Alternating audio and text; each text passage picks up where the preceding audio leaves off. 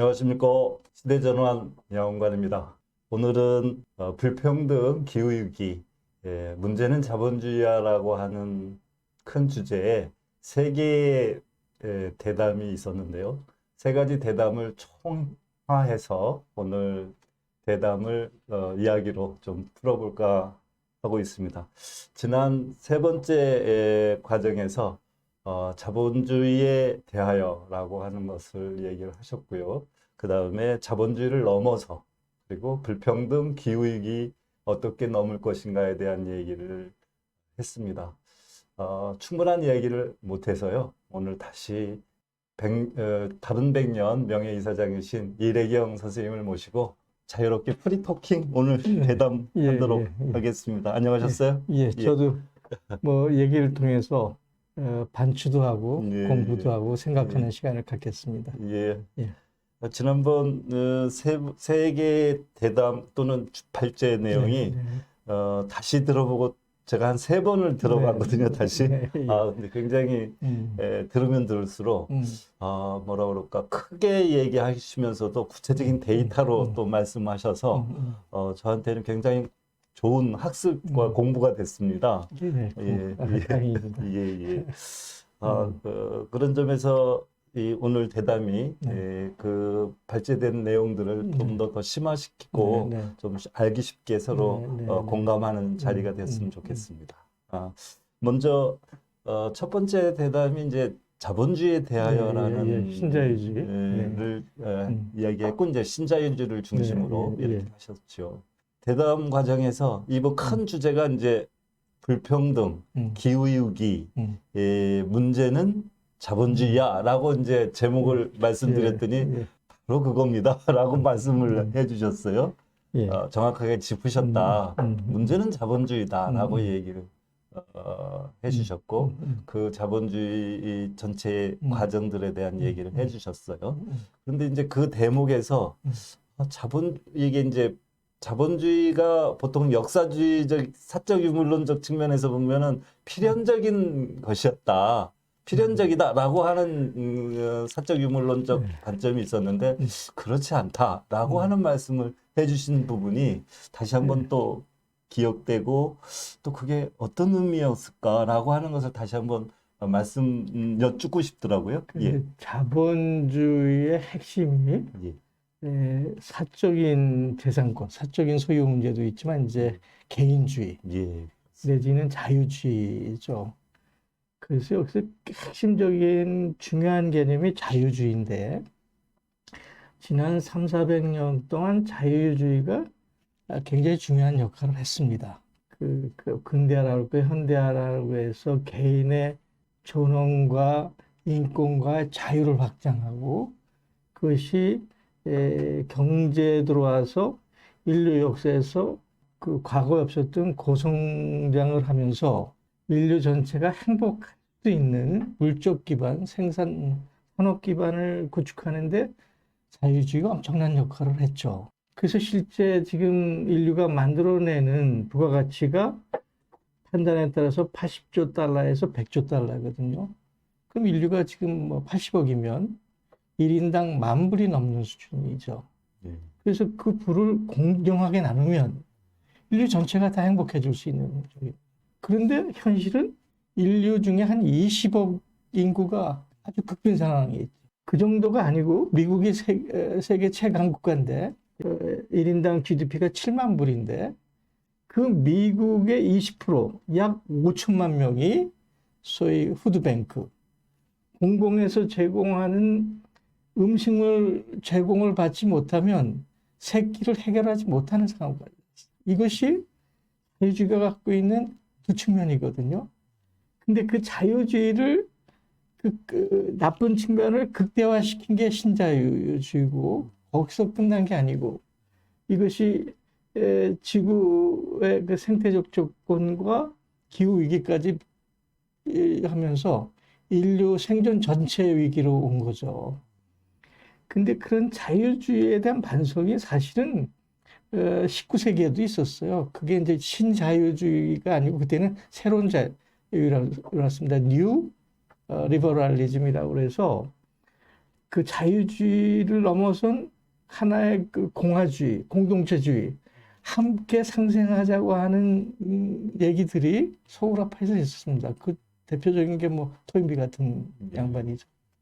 뭐 아까 갑자기 이름 생각이 나는 몇 사람들이 있는데 그린업스인가 뭐 이런 분들이 있는데 그게 소위 그 서구의 제국주의가 등장하면서 그 소리가 죽었죠. 그게 죽은 거거든요. 그래서 이제 그 1, 2차 대전이 벌어지면서 케인즈라는 이제 이론이 나와서 공공의 개입 혹은 뭐 그 이전에 이제 막스는 이제 그 계급적 시각이지만 하여간 그 개인이 아니고 토탈리티적인 종합 전체라는 개념에서의 접근 이런 것들이 나와 있었는데 그래서 서구 중심으로 얘기하면 1940년대부터 70년대가 황금기라고 그래요. 인류의 최대 황금기죠. 그러니까 서구를 중심으로 해서 중산층이 80%까지 확장이 된. 근데 이게 70년대에 다시 무너져서 신자유주의가 와서 오늘에 온 거거든요. 그래서 그 자유주의에 대한 접근을 어떻게 해나가는데 자유주의는 크게 두 가지로 나눠야 돼요. 정치적 자유주의와 사회경제적 자유주의. 정치적 자유주의는 다다익선이에요.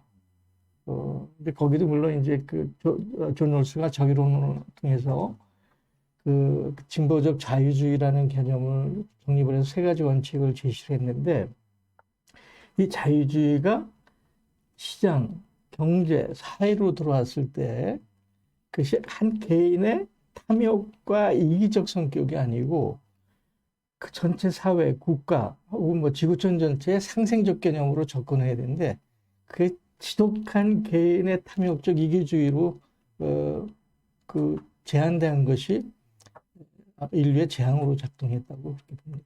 예. 자유주의 그리고 이제 그걸 개인주의라고도 얘기할 수 있는데 네.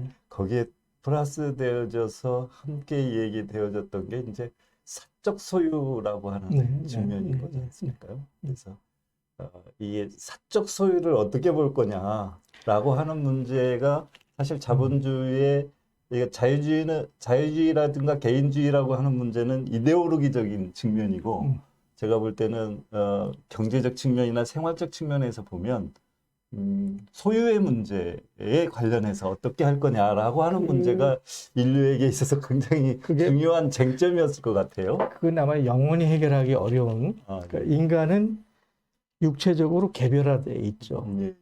그래서 개인주의, 조금 더 나아가면 탐심, 이기주의가 있죠.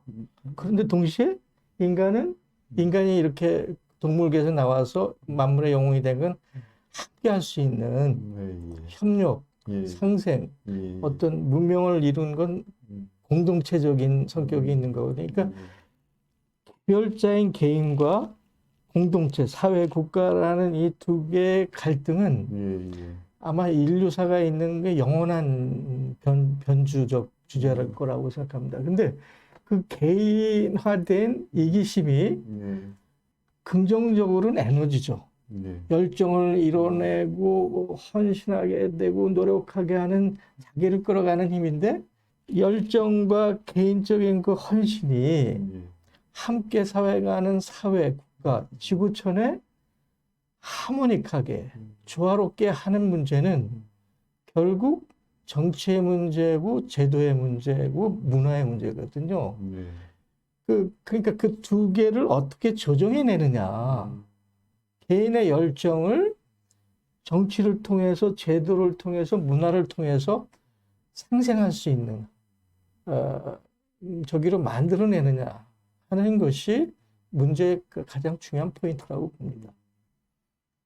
여전히 이제 제 질문의 핵심은 이렇게 소유의 문제에 관련해서 이걸 어떻게 정리할 거냐. 다시 말해서 개인적 소유 또는 사적 소유 문제를 어떤 범주까지 어떻게 그리고 사회적 소유 문제를 어떻게 할 건지 또는 뭐 국가 전체의 소유 문제를 어떻게 이렇게 할 건지 그래서 이 부분들의 비율이나 이 부분들에 대한 조율이 결국은 그 사회의 불평등의 문제라든가 아니면 구체적인 생활의 문제를 해결하는 핵심 문제가 아닐까. 그래서 우리 자본주의라고 하는 이것이 초기의 과정에서 보면 이건 뭐 사적 소유에 대해서 그냥 자유방임적 형태로 놔뒀다가 이거를 좀 더 이렇게 규제를 하면서 좀 더 공공의 영역으로 좀 확대시키려고 했고 거시적 측면에서 이제 우리 케인즈 이론이 나오고 또 막스주의가 나오고 이런 과정이지 않겠어요? 그래서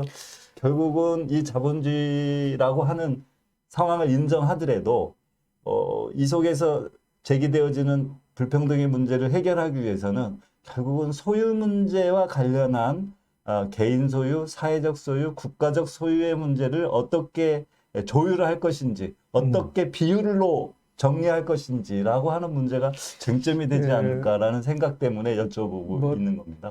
단순하게 정책적으로 얘기하면 뭐 심플하게 얘기할 수 있는데 예, 사실 이게 굉장히 어려운 문제죠. 예, 예, 그렇습니다. 그 철학도 있고 이념적인 측면도 있고 그런데 적 소유는 기본적으로 뭐 존 로크도 얘기했지만 천부인권적 성격이 있습니다. 자기가 노력한 만큼에 대해서 보상을 받는 건데 예. 그 노력한 만큼의 보상이라는 게 뭐냐 이게 이제 논쟁이죠. 그래서 사회적 합의가 된 규칙, 시장의 룰에 의해서 본인의 노력에 의해서 부과되는 거를 제한할 수는 없는 거죠. 그거는 격려해야 되고, 그건 뭐, 아까도 얘기했지만, 지난 300~400년 동안 인류가 이렇게, 그 물적 기반을 형성하고, 풍요롭게 된 그 근본이니까. 그런데 그것이 신자유주의에서 얘기했지만, 인류의 슈퍼리치 30명이 전 인류 밑으로부터 뭐 반을 차지하고, 그 뭐 10억 불 이상의 슈퍼리치들이 전 인류의 60%를 차지하는 극심한 양극화가 나오고 그 궁핍화가 양극화가 심각해지면서 이제 갭이 필요한 상황이죠. 그 갭은 지난번에도 얘기했지만 이제 뭐 저 역동적 복지국가에서 이제 사회 안전망 쪽으로 해서 모든 인간이 적정한 수준의 인간의 존엄과 그 어떤 해방을 가질 수 있는 그런 조건을 물적 기반을 만들어야 된다는 공적의 필요성도 있고 혹은 그런 과정에서 소외된 사람들이 적절히 참여할 수 있게 만드는 제도적 뭐 그걸 포용이라고 할 수도 있고 뭐 참여라고도 할 수 있는 그 제도적 장치를 어떻게 만드냐 하는 그 부분이 있어서 만들어진 풀을 적정한 수준에서 재분배하는 과정에서 결국 그 정책 중에서 조세의 문제인데 그러니까 그것이 법인세는 뭐 별도로 법인세는 뭐 그 국제적인 합의가 필요한 부분입니다. 20%일 수도 있고 30%일 수도 있고. 근데 가장 중요한 것은 소득세와 자산세거든요. 소득세와 자산세가 어느 정도가 적정선이냐. 최고율. 그러니까 뭐 이제 뭐 기본소득은 뭐 아니 아주 최저소득은 제로일 수도 있고 뭐 기본적으로 5% 7%일 수도 있는데 일정 부분을 넘어선 이제 그 과잉부에 대한 그 누진세 한도가 뭐냐 하는 것이 논쟁인데 대충 진보적 학자들이 합의하는 게 75% 수준이 맞다. 근데 지금 현재 미국은 뭐 30% 수준이고 우리나라는 한 45% 수준이잖아요. 이제 뭐 북유럽이 한 50% 수준일 거고 그걸 75%까지 끌어올리는 것이 지금 이 상황에서는 적정하다라는 게 일반적인 거죠. 근데 지난번 시간에도 얘기했지만 그건 이제 그런 부분이 있고 또 하나는 누적된 부를 대를 물려서 상속하는 과정을 어떻게 할 거냐 하는 게 또 하나의 논쟁점이잖아요. 상속세 부분도 마찬가지입니다. 그 서구 유럽, 특히 미국이 그 40년대부터 70년대 최호황기 때 상속세가 90%까지 있었어요. 근데 지금은 완전히 내려갔죠. 일부 지금 매스컴에서 뭐 우리나라의 기업 활동을 저기 해서 상속세를 낮춰야 된다. 이제 이재용 해갖고 우리가 45% 정도 상속세를 냈잖아. 이게 너무 과다하다 해가지고 낮춰야 된다고 얘기를 하는데, 그래갖고 뭐 저 가업 상속에 대해서 그 상속세를 뭐 유예해 주거나 낮춰야 된다는 논쟁이 지금 굉장히 큽니다. 근데 그거는 한 개인에 의해서 기업이 움직인다라는 이 시대착오적인 거예요. 기업에 참여하는 모든 사람, 기업 내가 아니라 기업 외에 같이 하는 그 이해관계자들이 참여해서 민주적으로 합의하고 결의하고 같이 끌고 가는 게 미래형인데, 아직도 우리나라는 한 사람이 기업을 끌고 가야 된다는 그 생각 때문에 상속세를 낮춰야 된다는 거예요. 근데 저는 기본적으로 상속세도 75%, 80%가 맞다고 봅니다. 예. 예를 들어서 그게 뭐 이제 뭐 100억, 1000억이 넘어서는 수준에서는 지금은 굉장히 우리나라 적정해요. 상속세가 40%, 45%, 뭐 몇십억 이상은. 근데 그 몇십억 정도의 40%, 45%는 적정한데, 이게 1000억 규모가 넘었으면 한 75%까지 올리는 게 맞고, 그것이 대를 넘어서는 공공이 국가 사회 전체가 공유하는 형태로 가서 그것이 모든 사람들한테 물적 기반에 접근할 수 있는 기회로 제공이 돼야 된다. 그게 이제 제가 반복해서 얘기하는 것처럼 은고의 이제 사회 상속 개정, 그다음에 이제 토마 피케티가 얘기하는 것처럼 나이가 25세가 되면 기본 자산을 뭐 한 2억 정도를 주자. 두 가지 이제 개념들이 있는데, 그것이 어떤 것이 적정한 건지 그 나라와 상황에 따라서 이제 검토를 해봐야 되지만, 그것이 기본 사전 형태든 혹은 사회 상속 개정 형태든 그런 식으로 누적된 부가 상속되는 과정에선 모두에게 공유되고 접근이 가능해야 된다라는 생각이죠. 이건 자본주의에 있어서 기본적인 시스템은 이제 시장 경제이지 않겠어요? 그러니까 시장이라고 하는 것에 관련해서가 하나가 있고, 그다음에 이제 국가라고 하는 게 있고, 그다음에 저희들이 또 구분한다면 사회라고 하는 커뮤니티라고 하는 공간, 이 세 개의 관계들이 이제 함께 어우러지면서 지금 하나의 자본주의든 뭐든 이렇게 움직여지지 않겠어요?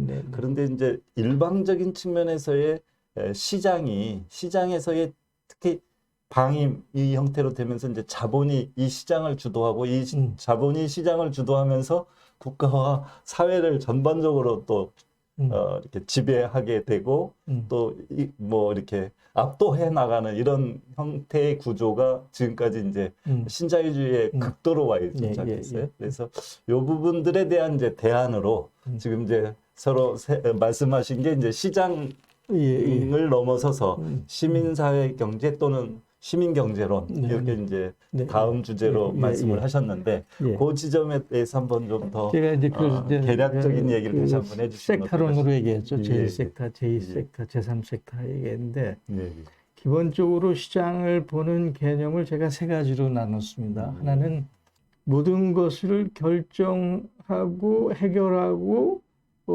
마치 만능이다. 시장이 하느님 만능의 권력을 갖고 있는 하나님과 같은 것이다. 그러니까 시장한테 맡기면 된다. 그러니까 국가라는 거는, 공공은 그 시장이 잘 작동하도록 보호하고 사적 재산을 보호해주고, 야경국가, 치안 유지하고 안보만 유지해주면 된다. 기본 질서만 유지하면. 그게 존 노크부터 시작해서 뭐 신자유주의를 얘기했던 그 수많은 누굽니까?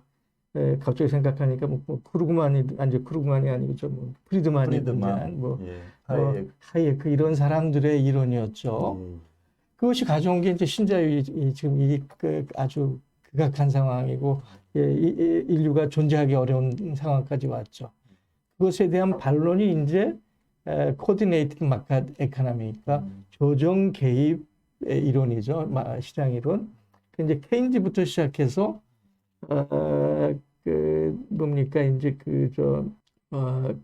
복지 체제를 강화해야 된다는 베버리지 이론도 있고, 독일 같은 경우는 질서자유주의에서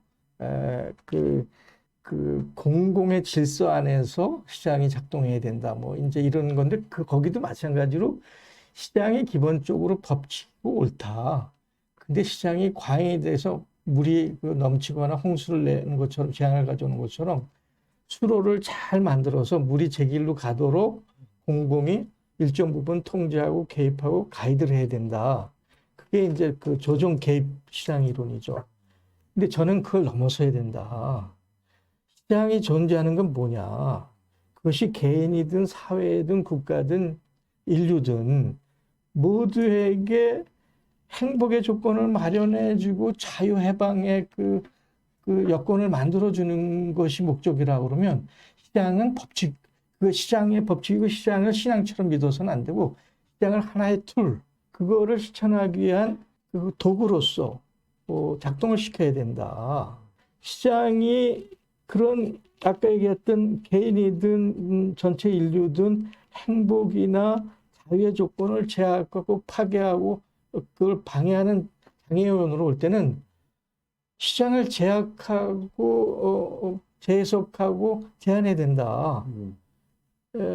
라는 거죠. 그걸 저는 이제 그 소시에탈 마켓 에코노미, 사회 기제적 시장 경제라고 얘기를 했던 거거든요. 근데 이제 그러한 개념을 종합해서 얘기했던 게 시민 경제론이죠. 그래서 그 시민 경제론은 세 가지 요소가 다 합쳐져야 된다.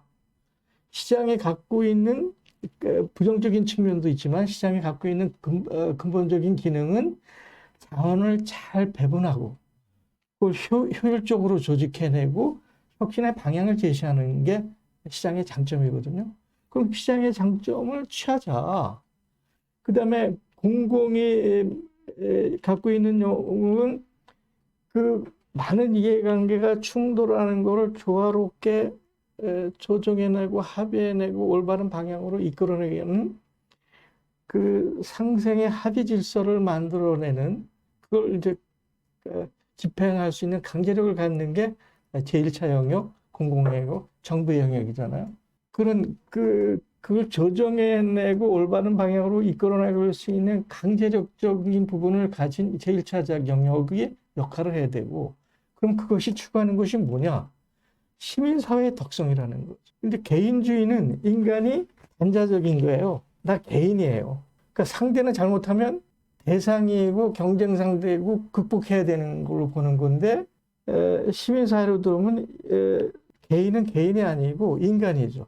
상호적인, 관계적인, 상생적인, 더불어 나가는 이걸 조금 철학적으로 얘기하면 우주가 빅뱅을 해서 에너지가 만들어서 물질을 만들어내고 그 물질의 에너지 자기작용이 생명을 만들어내고 그 생명운동의 최선봉에 이제 인간이 있는 거잖아요. 그 인간이라는 건 우주가 만든 그 빅뱅의 에너지, 뭐 천지의 뭐 화합이라고 얘기하죠. 그게 생생직이거든요. 생생지기. 우주의 에너지는 생생지기입니다. 그 생생지기는 생명이 끊임없이 확장이 되고 그것이 자기 생명을 유지할 뿐만 아니라 이제 그 대를 이어서 나가는 대를 이어가는 걸 뭐라 그럽니까? 자기 보존과 이제 재생산의 과정이 이제 생명 운동인데 그 생명 운동의 핵심은 스스로 행복하고 성취하고 조화롭고 아름답고 만족스럽다고 하는 게 화이트헤드의 철학이에요. 그게 관계적, 유기체적, 과정적 철학입니다. 그게 생생직이거든요. 그럼 생생직의 천지의 에너지가 작동하는 생생직의 사람은 생육지향입니다. 태어나서 죽을 때까지 자기가 태어난 보람을 만들어야 되잖아요. 함께 더불어. 이것이 시민사회가 갖고 있는 핵심 코드예요. 그게 사람이 태어난 까닭입니다. 우주가 탄생한 까닭이거든요. 그러니까 제1섹타든 제2섹타는 결국 이 생생직의 생육지장, 스스로 생명이 태어나서 행복하고 자기 실현하고 더불어 상생을 이루면서 아름다움을 추구하고 만족을 만들어가는 그걸 만드는 거죠. 예. 그게 시민경제론의 핵심이고요. 그 경제도 사회도 공공의 그 강제력도 결국 그걸 향해서 가야 되는 게 옳다. 예. 뭐 너무 이상적인 얘기지만 아, 철학 예, 사상가로서의 면모를 말씀을 해주셨는데요. 제가 이제 조금 더 다시 시장이라고 하는 게 있다면 네. 이 시장이 지금까지는 자본 그 자체가 자본이 시장을 주도했고 그 전면화시키고 이 시장을 장악했다고 본다면 제가 볼 때 이 시장을 놓고 이제 자본과 국가와 사회, 시민 사회라고 하면 사회가 함께 그 시장에 뭐라 그럴까 결합해서 자기 영역을 시장 안에서 만들고 이것 사이에서 서로 주고받고 또 균형 발전을 성장시키고 시장을 확대해 나가고 또 시장이 확대되면서 불평등성을 극복해내는 이런 고민을 좀 해야 되는 게 아닌가라고 하는 저의 고민이 좀 있습니다. 그러니까 이제 시장을 자본에게 맡기는 게 아니라 시장 자체가 시장 자체를 사회적 시장, 시민사회 시장으로 또는 국가 시장의 영역으로 그리고 자본 시장의 영역으로 이 시장을 보다 다양화시키는 것에 대하여 고민을 해야 비로소 시장에 대한 뭐라 그럴까 기획과 시장에 대한 이렇게 뭐라 그럴까 균형과 이런 조화 이런 걸 만들어갈 수 있지 않겠냐라고 하는 고민인데 그 부분에 대해서는 어떻게? 우선 네, 우리 일부에서 그 이제 신자유주의가 오고 막 이렇게 되니까 시장에 대해서 굉장히 부정적이고 그걸 반대하는 입장들이 있어요. 그래서 다시 뭐 계획경제를 얘기하고 하는데 저는 그건 잘못이라고 생각합니다. 아까도 얘기했지만 시장이 갖고 있는 근본적인 기본 기능이 있어요. 긍정적인 부분이. 이거를 죽이면 경제가 죽습니다. 그래서 뭐 계획경제까지는 안 가지만 이제 유도적 시장 경제라는 건 있죠. 아까 저 좌표를 설정해서 그 좌표를 향해서 시장을 작동시키는 그 유도적 시장 경제 정도까지는 갈 수 있는데 그 시장은 중요한데 문제는 그 시장 뒤에 작동하는 자본의 자기 증식 기능이 문제인 거죠. 이 자본의 자기 증식 기능은 무제한적이에요.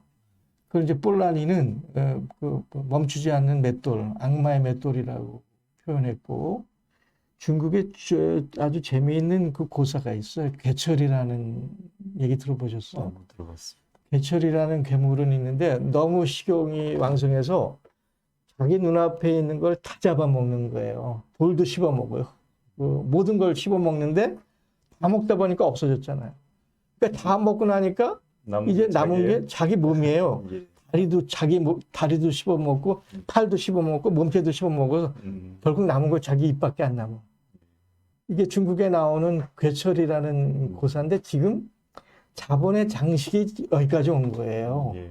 그러니까 시장에서 자본의 자기 증식 이 탐욕을 죽여야 되는데 그 자본의 탐욕의 가장 극심하게 나타나는 게 금융 부분입니다. 케인즈도 이걸 무지하게 걱정을 했어요. 그래서 케인즈의 브레튼 우드 체제 주장한 브레튼 우드 체제에서는 금융을 굉장히 통제를 해요. 그런데 이 금융이 풀기 시작한 거가 1980년에 스태그인플레이션이 나면서 금융을 풀어요. 그래서 그 이후에는 금융이 이 자본시장, 자본세계, 시장 전체를 지배하는 금융 우위에, 그 월가 우위에 시대가 온 거거든요. 그래서 이제는 금융이 돈 놓고 돈 먹는 이게 마찬가지로 고리 대금업자 같이 된 겁니다. 지금 이 세상이.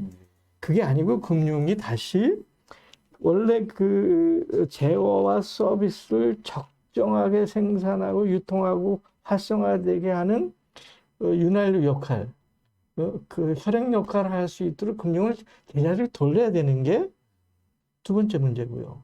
이제 시장을 어떻게 평가하는 게 문제고 또 하나 재밌는 거는 그동안은 자본이 경제 성장의 주도적 역할을 해왔어요. 근데 이게 변하기 시작합니다. 이게 세계화가 갖고 있는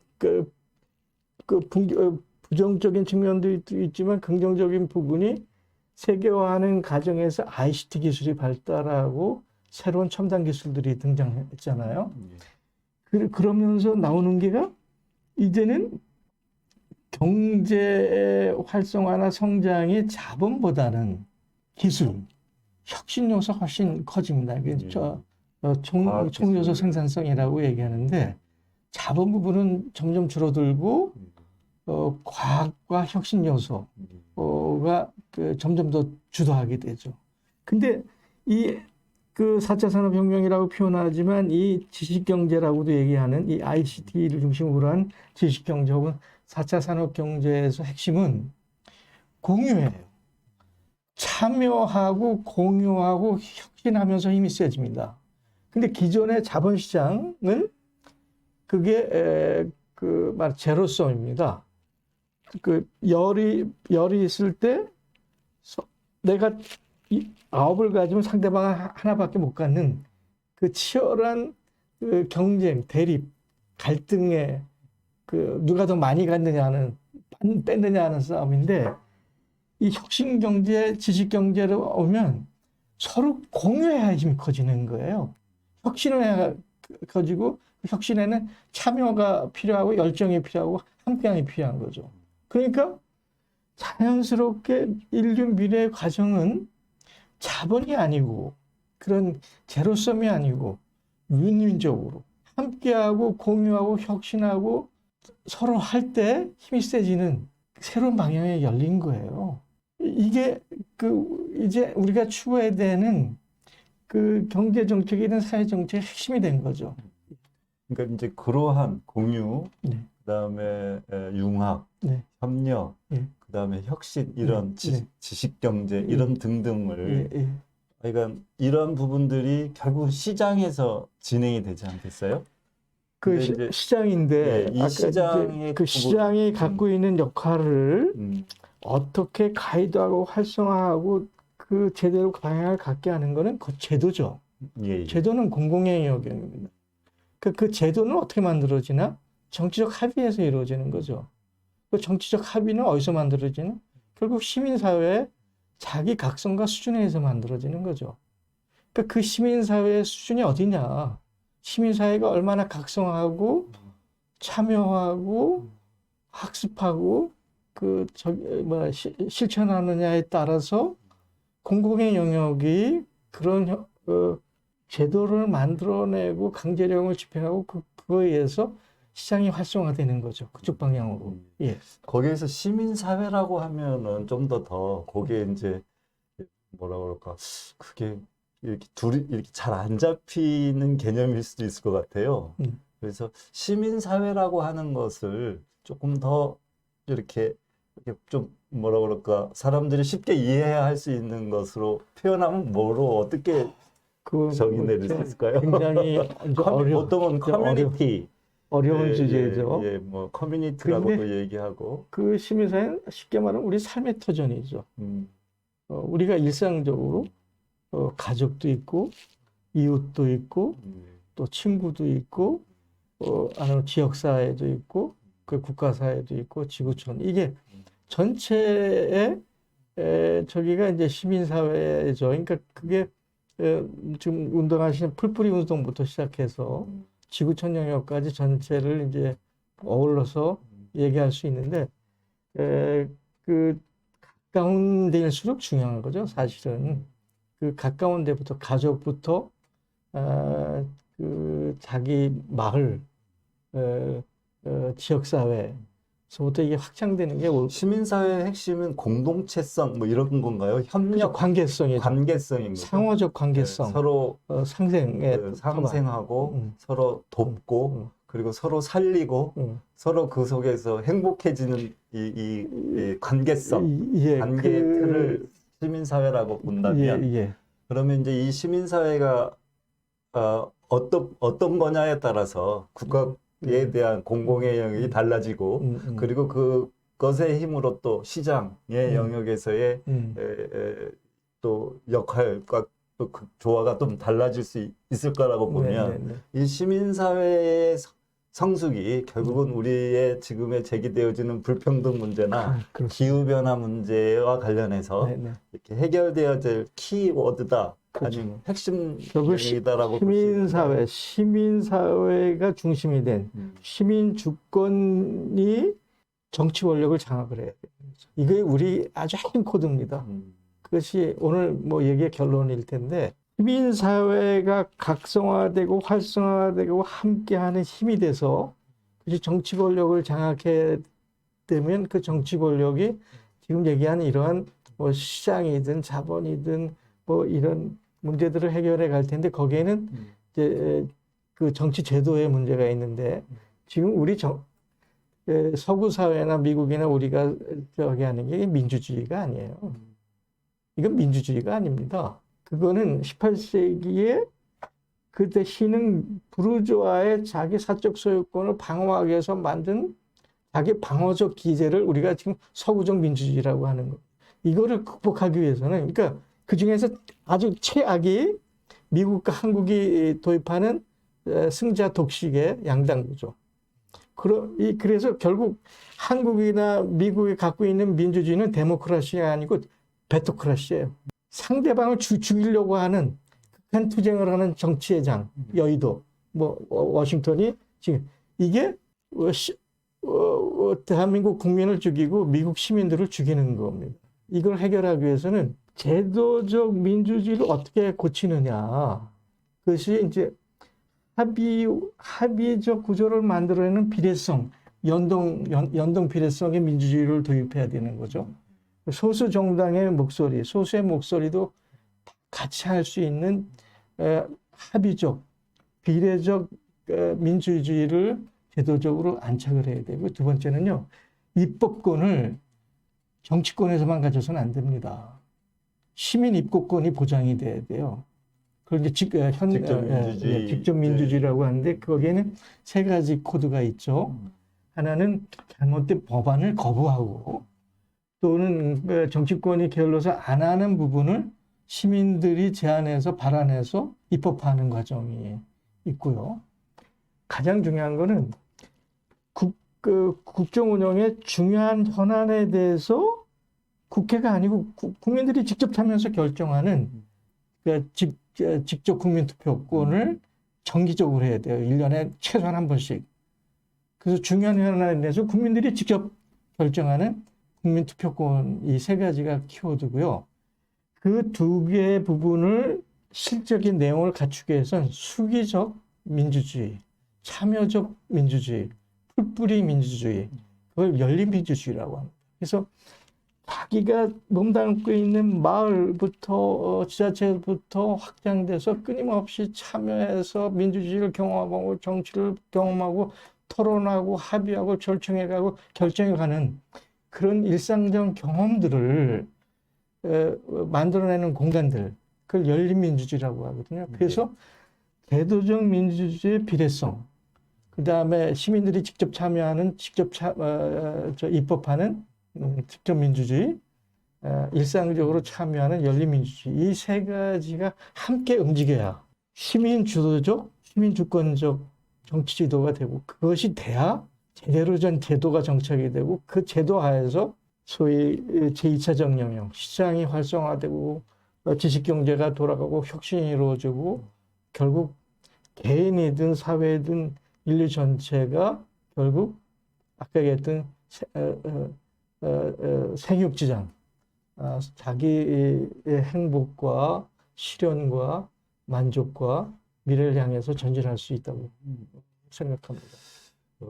이렇게 말씀을 듣고 보면 불평등 문제나 기후변화 위기 문제나 지금 제기되어지는 자반의 문제들이 이제 종합적으로 얽혀 있는 건데 근본적으로는 말씀하시는 내용으로 보면 팩트에 근거해서 과학에 근거해서 우리의 생각의 변화, 그걸 뭐 사상의 전환이라고도 할 수 있고 문명의 전환에 대한 고민도 있고 그리고 그러면서 이제 제도, 네. 그다음에 생활 네. 이런 전반적인 총체적 전환을 지금 모색해야 될 예, 때가 예, 아니냐. 예. 그러한 측면에서 그것의 시작이며 결국은 끝은 나고 사람이고 우리고 그걸 함께하는 사회고 네.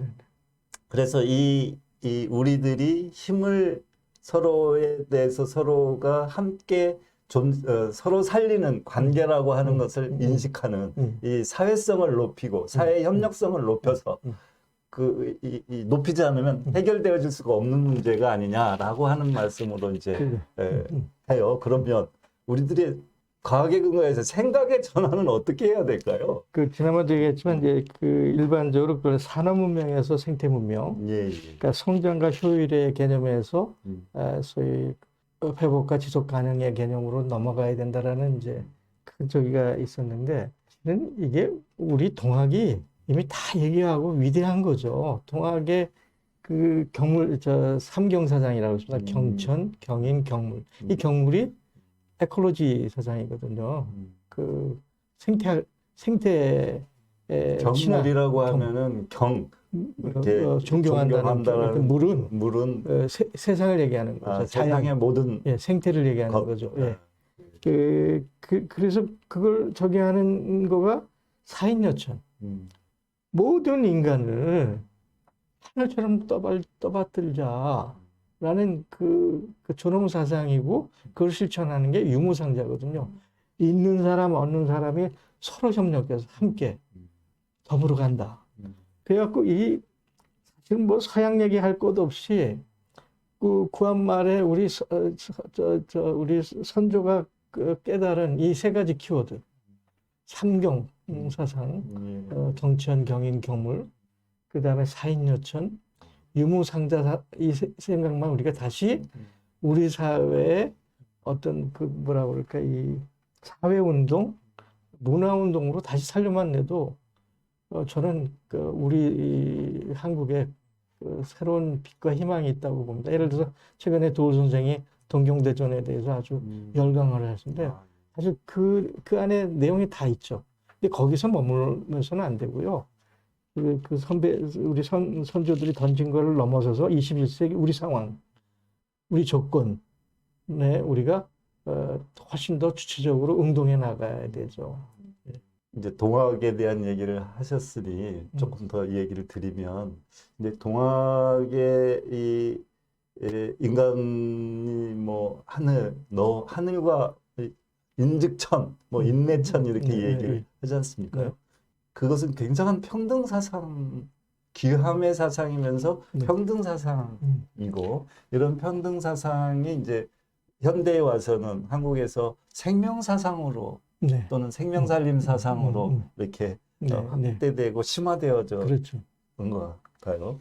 그래서 그러한 생각에 입각해서 인간이 그 역할을 자기가 해나가는 데 있어서 사회성을 높이고 협력성을 높이면서 인간 관계의 협력성, 평등성을 높이면서 그것이 자연으로 예까지 그리고 인간이 만들어놓은 물에 이르기까지 창조한 물에 이르기까지의 굉장한 융합이라고 할까요? 협력적 융합 또는 평등적 융합 이러한 것까지로 나아가야 되는 이 시점에서의 굉장히 중요한 화두를 던지신 것 같습니다. 그거는 이제 뭐 제가 뭐 아주 정확히 얘기하셨고 그 뭐 저 같은 뭐 이제 평범한 사람이 할 얘기는 아니고 그건 이제 우리나라 인문 철학을 하는 전문학자들이 깊이 첨삭해서 방향을 제시해야 되는데 이미 우리 안에 다 있어요.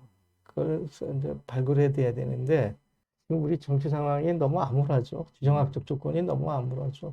어떻게 인류가 이렇게 갑니까? 참 끔찍합니다. 요즘 세상 돌아가는 그 말씀 들어보니까 그 기후변화 위기에서 티핑 포인트? 이 시점에 대한 위기의식이 있으신 것 같아요. 그러니까 그렇죠. 그래갖고 이제 뭐 중국도 굉장히 열심히 하고 유럽도 얘기하는데 최근에 이제 우크라이나 분쟁이죠. 일어나면서 이제 러시아에 의존했던 그 에너지들이 혼란이 오면서 미국 바이든이 거꾸로 가요. 아니, 그렇게 가면 신재생 에너지를 활성화시켜서 빨리 포사일 에너지에서 신재생 에너지로 가야 되는데 최근에 미국의 바이든이 결정한 게 뭐냐면요. 미국의 근해에 오일 시추 권한을 공공지역까지 그러니까 오일 시추 저기를 훨씬 더 강화하고 그 셰일가스라고 그러죠. 셰일가스를 채굴하는데 엄청난 메탄이 나오고 그 공해 오인 이거를 확장하고 있습니다. 그래가지고 당장에 에너지 필요한 걸 거기서 해가지고 유럽에도 공급해주고 한다. 그런데 거기에는 자본이 투자되면 자본의 논리는 지속이 되는 거잖아요. 이걸 스트랜디드 어셋이라고 그래요. 자초자산. 그러니까 이 투자된 것이 자초되지 않기 위해서는 자기 작동을 하다 보면 훨씬 더 포사일 에너지에 의존하게 되면서 지구 환경을 괴롭힙니다. 그러니까 이 바이든이 웃기는 양반이에요. 아니 이렇게 어떻게 지구 환경을 더 아주 열악화시키는 그런 결정을 합니까? 이게 지금 우리 인류한테 아주 끔찍한 재앙으로 다가오는 거예요. 왜 그럴까요? 그러니까 당장 자기 재집권을 위하고 당장 어렵잖아요. 에너지 값이 오르고 인프레가 오르고 이걸 해결하는 게 그렇게 포사일 에너지에 의존해야 됩니까? 아니죠. 신재생으로 빨리 가야죠. 생태 문제로 가야죠. 나눠야죠. 그러게요. 저기 바이든이 이 뭐라 그럴까 집권하면서 세계가 좀 더 평화와 인권과 협력과 이런 세계로 가겠다고 이 얘기를 해놓고 결국은 거꾸로 가는 거의 뭐 이미 전쟁은 시작이 됐고요. 예. 전면적인 대결 국면인데 다행히 우리가 핵 때문에 그 물리적 군사적 전면하는 데 있잖아요. 물론 우크라이나는 국제적으로는 이루어졌지만 그러나 그 군사적 물리적인 개념을 넘은 하이브리드 전쟁이라고 합니다. 정치적, 산업적, 기술적, 뭐 문화적, 그 이데올로기적인 전쟁은 이미 전면화되어 있는. 최근에 그 마드리드에서 하긴 나토 2022년 나토 전략 개념은 완전히 그 전면적인 전쟁을 선언한 거하고 똑같습니다. 끔찍합니다. 거기에 내용도 모르고 가서 앉아 있었던 게 윤석열 대통령이죠. 하나만 더 할게요. 그 나토 G7 동맹이 G7이 뭡니까? G7은요. 서방이 지난 300년간 세계를 지배했던 식민 종주국의 자기 기득권을 유지하겠다는 게 G7이에요. G7의 정확한 성격은 그겁니다. 지난 300년간의 서구의 지배력 기득권을 유지하겠다는 게 G7이거든요. 그 G7을 정치 군사적으로 유지하겠다는 게 나토 동맹입니다. 그 나토 동맹의 핵심은 두 개예요. 앵글로색슨. 그러니까 미국도 결국 앵글로색슨이 만든 거잖아요. 미국, 영국, 호주, 뉴질랜드, 캐나다. 이게 핵심 동맹이고 거기에 소위 그 서유럽 식민 종주국이 결합된 게 나토거든요. 근데 그 G7에는 일본도 붙어 있죠. 타라 입국. 그게 이제 식민 제국의 종주국 중에 하나니까. 근데 거기서 예외적으로 들어간 하나의 나라가 한국이에요. 거기 왜 들어갑니까? 대한민국이. 거꾸로 들어가니 역사에 반역을 해서 들어가는 겁니다. G7 그리고 나토, 네. 나토죠. 그리고 그것이 현재의 그나마 세계적인 측면에서 뭐 중국과 러시아를 포괄하면서 전 세계적인 관계들을 좀 이렇게 평화적인 관계로 얼마간 이끌었는데 이게 미국 중심으로 미국이 패권적인 것을 유기질이 느껴서 그렇죠. 결국 모든 핵심은 미국의 세계 지배 패권을 유지하기 위한 전략인데 혼자 안 되니까 이제는 동맹 체제를 가져왔고 그동안에는 혼자라도 됐다고 생각했는데 이게 위기의식을 느끼는 거죠. 뭐 그건 뭐 저기 이미 2008년 이전부터 그랬었고요. 근데 그 동맹의 저기를 이제는 군사력이나 경제력 갖고 안 되니까 이데올로기적인 그러니까 무슨 뭐 민주주의, 인권, 무슨 뭐 투명성, 국제법 법적 질서 기반 뭐 등등의 얘기인데 한마디로 다 흰소리죠. 예. 오늘 그 현재 상황까지도 이제 짚어주셨고요. 그리고 내가 지금까지 이 세 번의 대담과 오늘 마무리 대담을 통해서 네. 지금 우리가 어디에 있는지, 네. 우리가 어디로 가야 되는지, 네. 그리고 그 어디로 가기 위해서는 어떤 힘이 어디서부터 그것이 이루어져야 되는지라고 하는 말씀까지 해주시고요. 우리 저 위원장님 활동하는 풀뿌리 운동이 포함해서 결국 시민사회 각성의 유일한 희망입니다. 예. 그건 대한민국도 전 우리 세계 지역사회도 지구촌 인류사회도 마찬가지입니다. 그래서 그 오래된 미래를 쓴 후지가 얘기했습니다. 생각은 글로벌리하게, 인터내셔널하게 하지만 우리의 실천은 로컬리, 자기가 서 있는 자리에서 시작하자. Thinking Global, Action Local 이렇게 로컬리. 표현했었죠. 예. 오늘 대담을 여기로 마무리 아쉽게도 마무리해야 될 것 하지만 같습니다.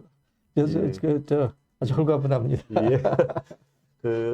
제가 세 번의 발제와 오늘 대담을 이렇게 쭉 계속 한 아까 얘기한 것처럼 한 세 번 정도로 이렇게 읽어봤는데 또 들어봤는데 들을 때마다 핵심적인 요소들이 여기구나라고 하는 것을 발견했고요. 아주 오늘까지로 해서 상당한 지혜를 이렇게 내주셔서 고맙습니다. 아유, 예.